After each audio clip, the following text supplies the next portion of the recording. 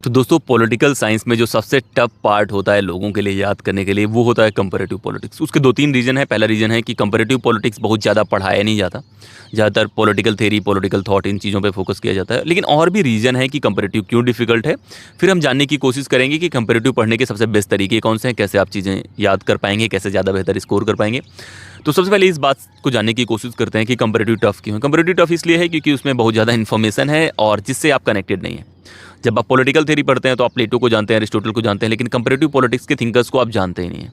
एक रीज़न ये है कि आप थिंकर्स को नहीं जानते। दूसरा, जो कंपैरेटिव पॉलिटिक्स के कॉन्सेप्ट्स हैं वो थोड़े से पॉलिटिकल साइंस जैसे नहीं लगते। वो थोड़ा साइंटिफिक तरीके से दिखाने की कोशिश में बहुत कॉम्प्लेक्स कॉन्सेप्ट हो जाते हैं, इस वजह से भी टफ होता है।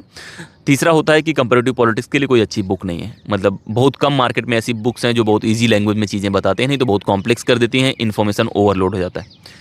अब कुछ टेक्निक्स मैं आपको बताने वाला हूँ। पहला जो मैं सिंपल करता हूँ कि हमेशा आपको बेस बनाना है। जब आप कोई घर बनाते हैं तो सबसे पहले आप नींव बनाते हैं, वही सिंपल स्ट्रेटजी होती है। अगर किसी को ये लग रहा हो कि बिना नींव बनाए, बिना बेस बनाए ही वो एक बहुत खतरनाक घर बना देगा, तो वो इम्पॉसिबल है और वो सही तरीका भी नहीं है।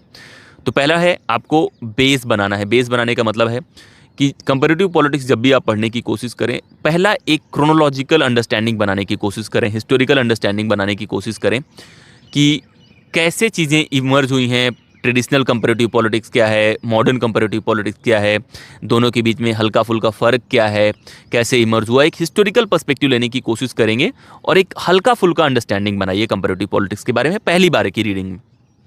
एक बार आपने ये सब पढ़ लिया, अब आपको सिचुएट करना है कॉन्सेप्ट को, थिंकर्स को। दूसरे राउंड में आपको अब पता होना चाहिए कि कंपैरेटिव पॉलिटिक्स के जो ट्रेडिशनल थे उसमें कौन से थिंकर्स थे, मॉडर्न कौन से हैं उनमें कौन से थिंकर्स हैं, और मॉडर्न में कैसे इमर्ज हुए हैं थिंकर्स की।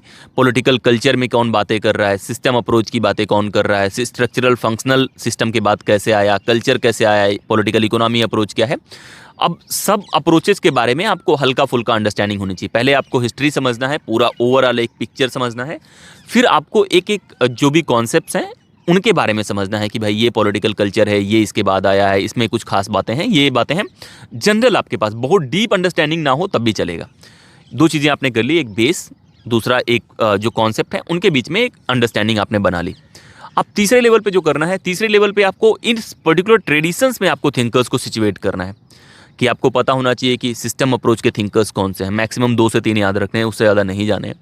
फिर आपको स्ट्रक्चरल फंक्शनल की बातें कौन करता है, और ये थिंकर्स आप नोट कीजिए वो पॉलिटिकल कल्चर में कि ये थिंकर हैं, ये आप पैदा हुए यहाँ पे पढ़ा रहे थे। ये बेसिक जानकारी आप रखने की, क्योंकि आप उनसे दोस्ती बनाना चाहते हैं। आप प्लेटो से दोस्ती बना चुके हैं, बाकी लोगों से बना चुके हैं, लेकिन इन थिंकर्स के बारे में आप उतना नहीं जानते। चाहे वो टेलकॉट पर्सन हो, चाहे आलमंड हो, ऐसे बहुत सारे थिंकर्स हैं जिनके बारे में हम बहुत कम जानते हैं।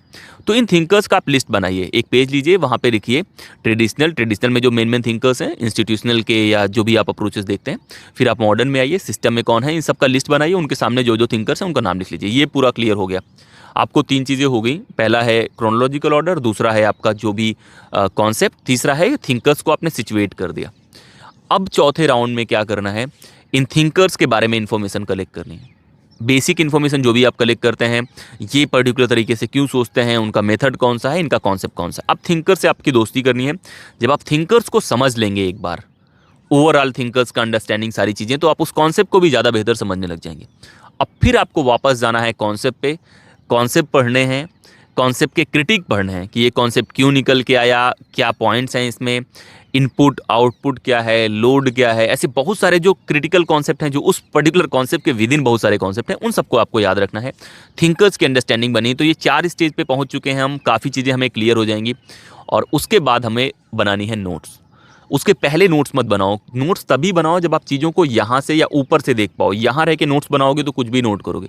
कहीं भी किसी भी जगह का मैपिंग अगर आपको करना होता है तो ऊपर वाला एरियल व्यू लेते हैं ना। आप कभी देखा है कि कोई सीएम फ्लड वाले एरिया में हेलीकॉप्टर से घूम रहा है क्योंकि ऊपर से देखना चाह रहा है, या वैसे विजुअल्स आते हैं। तो वैसे आपको रखना है कि एक बार इस स्टेज पे आप पहुंच गए जहाँ पे थिंकर्स को, कॉन्सेप्ट को, क्रिटिक को आप ओवरऑल देख पा रहे हैं, तब आपको बनानी है नोट्स। अब नोट्स कैसे बनानी है? नोट्स का मतलब ये नहीं कि आप किताब को दोबारा रीराइट करके हर चीज़ वैसे लिख रहे हैं। जितना आपके काम का है, सपोज करें कि आप क्रोनोलॉजिकल ऑर्डर जानते हैं कि पहले कौन आया, दूसरे कौन आया, तो उसको नोट्स बनाने की क्या ज़रूरत है।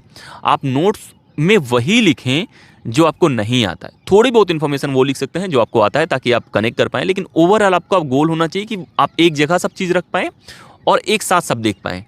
तो आप पूरा का पूरा मॉडल रख के, कॉन्सेप्ट रख के, कॉन्सेप्ट के भी जो की पॉइंट्स हैं, एक बार आप जैसे पॉलिटिकल कल्चर है, इकोनॉमी है, 7-8 अप्रोचेज हैं, उनमें की कॉन्सेप्ट कौन सा है उससे एक बना लें। एक बार थिंकर्स और उनके की कॉन्सेप्ट कौन से हैं उस पर बना लें, ये याद करने का तरीका है। फिर अगर आप कंट्रीज़ कंपेयर कर रहे हैं तो ओवरऑल कंट्रीज़ आपको पढ़ना पड़ेगा एक एक करके। आप हल्का फुल्का हिस्टोरिकल जाइए, फिर कॉन्सेप्ट को समझिए, फिर उस तरह से। लेकिन एक मैप बनाइए, एक पूरा पेज लीजिए, उसमें आप कंट्री नाम का डालिए जो मेन है, जैसे यूएस हो गया, फ्रांस हो गया, ब्रिटेन हो गया, इंडिया, चाइना, रसिया और फ्रांस का लेना है। ये 7-8 कंट्रीज़ हैं, उनके बारे में आप लिख लीजिए। और इन कंट्रीज़ को एक साइड लिखिए, दूसरे साइड एक कॉलम बनाइए जो भी मेन ऑर्गन्स होते हैं, जैसे लेजिस्लेचर, जुडिशरी, एग्जीक्यूटिव, 3 तो ये हो गए, ब्यूरोक्रेसी 4, और भी जो अगर आपको कुछ और कॉन्सेप्ट लग रहे हैं, हिस्टोरिकली कुछ लेना है तो वो ले लीजिए। यही 3-4 चीज़ें होती हैं। अब इन सब के ऊपर लिखिए कि मान लीजिए कि यूएस के बारे में लिख रहे हैं, प्रेसिडेंशियल सिस्टम, यूके पीएम का सिस्टम है, फिर ऐसे करके फिर वहाँ पे जो लेजिस्लेचर है वो कैसे है, डुअल है, सिंगल है, उसके बारे में भी लिख लीजिए। तो ये एक ही पेज में सारा चीज़ होना चाहिए, ताकि एक बार उठाएं आप सब चीज़ पढ़ लें। फिर आपको टर्म्स लिखने पड़ेंगे कि जो हेड ऑफ़ स्टेट है या हेड ऑफ़ गवर्नमेंट है उसके टर्म्स कितने हैं, उसको भी उसी पेज में लिखने की कोशिश कीजिए। तो आपको बार बार कन्फ्यूजन नहीं होगा और एक बार में आप बहुत सारी चीज़ें याद कर लेंगे। जैसे फ्रांस के बारे में सेमी प्रेसिडेंशियल सिस्टम है, इंडिया का अलग सिस्टम है, इंडिया का हेड ऑफ़ स्टेट कौन है, हेड ऑफ़ गवर्नमेंट कौन है। तो ये सारे फ़र्क अगर आप एक पेज में लिखेंगे तो ब्रेन बहुत ईजिली पिक करेगा।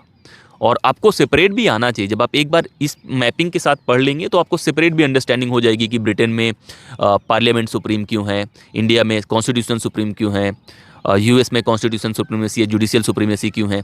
तो ये सब बातें आप तभी जान पाएंगे जब आप ओवरऑल एक पिक्चर रखेंगे और वहाँ से आप देखेंगे। तो कंपैरेटिव पॉलिटिक्स पढ़ना है या कोई भी चीज़ पढ़ना है, नोट मेकिंग, बेस इफेक्ट, इन सब चीज़ों को आप ध्यान में रखें, तब आप ज़्यादा बेहतर स्कोर कर पाएंगे, ज़्यादा बेहतर समझ पाएंगे। दोस्तों, मेरा नाम है संदीप सिंह और मैं अभी ये वीडियो शूट कर रहा हूँ जेएनयू में। लगातार आप बने रहिए, देखते रहिए, और जो भी कॉन्सेप्ट आपको चाहिए इसी तरह की सिंपल कहानी वाले फॉर्मेट में आप बताइए, आपको वीडियो दिया जाएगा। इस वीडियो में इतना ही।